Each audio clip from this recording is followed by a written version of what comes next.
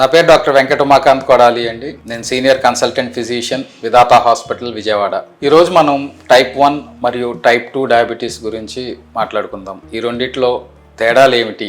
Diabetes అంటే blood sugar levels రక్తంలో బాగా ఎక్కువ ఉండటం. దానికి కారణాలు టైప్ 1, టైప్ 2. టైప్ 1 అంటే అసలు ఇన్సులిన్ అనేది బాడీలో తయారవ్వదు.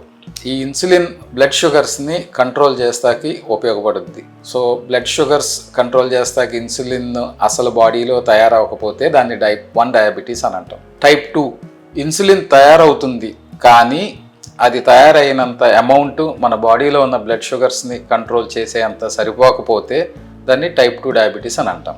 లేదా వయసు 35 సంవత్సరాల పైన బ్లడ్ షుగర్ లెవెల్స్ ఎక్కువయ్యి డయాబెటిక్ పేషెంట్స్ని టైప్ 2 డయాబెటీస్ కింద కూడా పరిగణిస్తాం. టైప్ 1 డయాబెటీస్లో ఇన్సులిన్ అసలు ఉత్పత్తి ఉండదు, కాబట్టి ఇన్సులిన్ ఇవ్వటం అనేదే main course of treatment. Type 2 డయాబెటీస్లో ఇనిషియల్గా ఇన్సులిన్ ప్రొడక్షన్ ఇంప్రూవ్ చేస్తానికి మన oral diabetic agents, medications tablets రూపంలో వాడతాం. ఒకవేళ టాబ్లెట్స్ రూపంలో వాడినా కానీ ఇన్సులిన్ సరిపడా తయారవ్వకపోతే దానికి సప్లిమెంటల్గా ఇన్సులిన్ అనేది కూడా వాడే అవకాశం ఉంటుంది. ఇది మేజర్ డిఫరెన్స్ టైప్ 1 డయాబెటీస్కి టైప్ 2 డయాబెటీస్కి. మేనేజ్మెంట్ ఈ రకంగా చేస్తాం.